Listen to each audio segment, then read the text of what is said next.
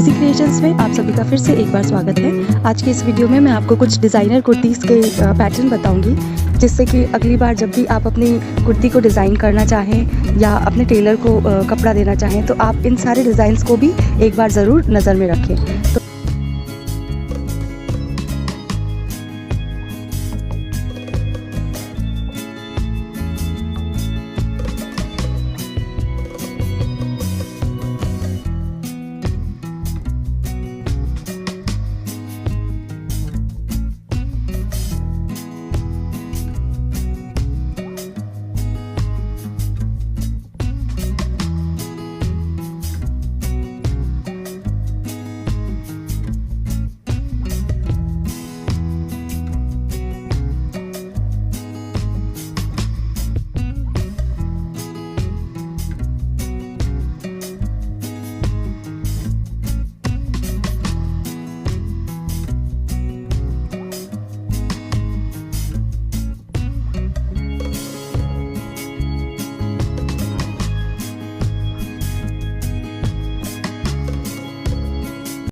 तो फ्रेंड्स, कैसे लगे आज के डिज़ाइंस?